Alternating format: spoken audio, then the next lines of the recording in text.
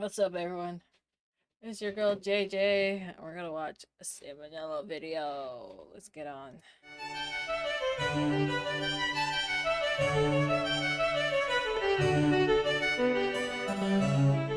Hey kids, you've probably seen this scene in TV or movies at some point. A couple of people end up stranded on a desert island, totally isolated from all civilization. It seems like there's no hope for survival, but then one You know, if that was blue, that could look like a Wingle.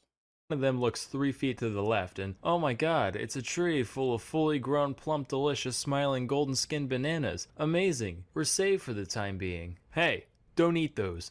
They're made of lies. See? Crazy. Listen, why do fruit exist? For a delicious, nutritious snack for humans and animals alike to enjoy? Bruh. You know, you didn't have to go throwing him into the sun like that. You're next, Susan! How did you know my name? I created you. Anyway, as most of you probably know, fruit are a thing because nature figured out, hey, if you put a little bit of deliciousness around your seed, it'll convince some idiot bird or something to carry your baby off to faraway lands, right? But then humans showed up and were like, hey, that's pretty nifty. Listen, is it cool if we selectively breed you for thousands of years to give you horrific deformities to crank up that whole deliciousness part? That's wild, but he's not wrong. I feel like a lot of stuff goes through with experimentation. You know, it's funny. I feel like people think like the worst experimentations are. Oh yes. People hate experimentation, but at the same time, we be experimenting 24/7. So it's like, think about it, even like with content creation, you have to experiment what works and what doesn't work for you. A couple hundred notches? Alright, cool. Let's take a look at bananas, specifically the Cavendish variety that we all know and love. On the inside, we got like 2% seeds, 93% delectable banana meat, and 5% that brown part at the bottom that your mom says is perfectly fine to eat but you still don't trust. Great for a snack, terrible for reproducing efficiently. Meanwhile, check out the thing on the right here. That's Musa acuminata, one of the suspected ancestors of today's nanners. Much smaller and jam-packed with seeds, with just enough flesh in there to make it worth some smelly primate's time to crack open a yellow one with the boys. Here's another wild type banana, Musa balbesiana. Less sweet, way starchier, harder to get into, hella seeds, same shit different day really. But hey, if you stick that boy in the ground, you've got an okay chance of making a new banana tree. You bury a modern banana, all you're gonna end up with is a dirty banana. And not that one club in Miami, I mean an actual dirty banana. That's because, like a lot of cultivated fruit, culinary bananas are so inbred and malformed that they can't produce offspring even if they wanted to. So, word of advice for you men out there, if ever a lady points out how poorly endowed you are, just show her this JPEG. She'll say, wow, I didn't realize it was so potent and fertile. You really opened my eyes, thank you. Bananas aren't the only piece of produce to follow this pattern though, not by a long shot. For example, take the watermelon. According to Monsanto, everybody's favorite corporation, the first evidence of human cultivation of the watermelon dates back to Egypt around 5,000 years ago. Back then, they were only 2 inches in diameter, around the size. Chat, do you guys like watermelons? I'm not a fan of watermelons. Watermelon. I just do not like watermelons. Like, too many seeds. I know you can eat the seeds. There are some without seeds. I don't know. It tastes too watery for me, low key. Like, I don't really feel like it's juicy. I think it's watery in my opinion. But what about you? You guys like watermelon? Why you guys like watermelon? That's the real question. Why do you like watermelon? Is today's question. ¿Por qué te gusta watermelon?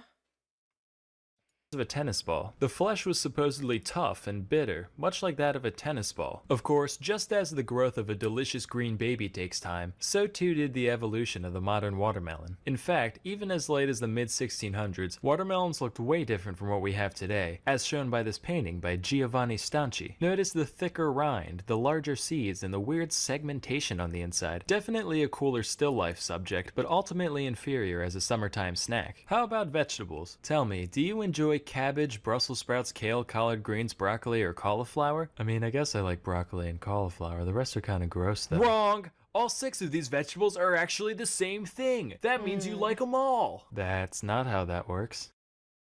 I'll be good. Anyway, these veggies are all just cultivars of the same species, Brassica oleracea, otherwise known as wild cabbage. Every part of the plant is edible to some extent, but there's not much of it to go around. So a bunch of different people throughout history said, alright, what if we just take one specific part of the plant and go fucking insane with it? And that's what they did. Those who bred for giant leaves got kale, going for huge dense flower buds gets you broccoli, juicy engorged lateral leaf buds equal Brussels sprouts, etc. Speaking of segues, let's check out eggplants. The OG eggplant was first domesticated. I'm not gonna lie, for some reason, this may remind me of Interstellar, and I was just like, why am I thinking about Interstellar? Maybe because I was thinking about the years in that movie where it's just like, dang, sheesh, if only because the way they had done it, it was like, well, if only you went here instead. And then they lose all the years. They lose all the years they had. It's just like, oh wait, did I just spoil it? Never mind, never mind. Don't read into what I just said. I remembered it wrong. Domesticated in India where it can still be found in the wild today. It looks nothing like an eggplant though, they actually resemble little green berries the size of grapes. The only thing it seems to have in common with the classic purple eggplant is how little both of them have in common with an egg. However, if we add the RGB percentage values of their color and merge their shapes, we do get what looks approximately like an egg, so I guess that solves that mystery. This whole transformation really is a testament to man's greatness though. That's like starting out with a frog and selectively breeding them until you end up with Grimace from McDonald's lore. Speaking of which, did you know Grimace used to be evil and have 4 arms? This is a real thing. I'd like to think that when they lopped off his extra limbs, all his evil energy went with him, and now there's just 2 plump purple cylinders scampering around the countryside waiting to pull unsuspecting kids under ball pits, never to be seen again. That's just my McDonald's headcanon though. Anyway, back to whatever we were talking about. Next is corn, or sorry, maize. I call it corn like a normal person. If it was supposed to be called maize, these would be called mazes. Obviously, that's like the perfect opportunity, but they're not, so put an etymological sock in it. Or stocking. Anyway, I was totally expecting old corn to look like those baby corns you find in Chinese food and literally nowhere else. Turns out those actually are just baby corns. One suspected ancestor of corn is known as teosinte, which looks like this. Gee whiz, Sam, that sure does look like garbage. Dang, you know what? It took me a while to process what he said, but yeah, the Chinese corn. Does anyone actually eat the Chinese corn? I don't like eating those Chinese corn. I feel like it'd be ruining the experience sometimes. I'm like, bro, what is this? Because it just kind of, there's really nothing to eat from it because it's all hard and rocky by the time you get to it. I'm like, what is this? So what about you guys? Do you guys like eating that Chinese corn? I like the bamboos. Hey, what's up?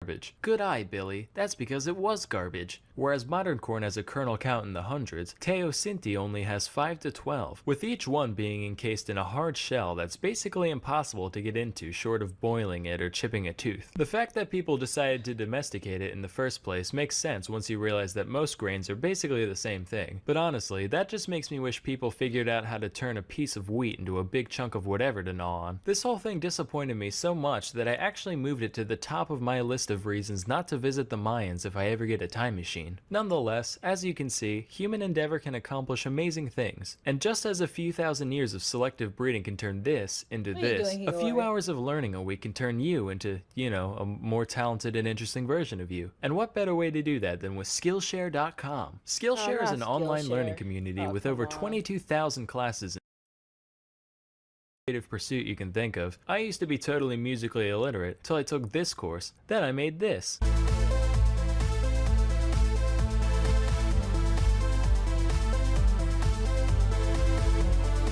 What about food? You like food? Of course you do. You'd be dead if you didn't. With Skillshare, you can make your own macaroons, fresh pasta, spring rolls, whatever in classes for free. Act now for this special offer and start learning today. Anyway, till next time, I'm Sam and yeah, he literally just started a whole 2-minute ad for Skillshare. Dang.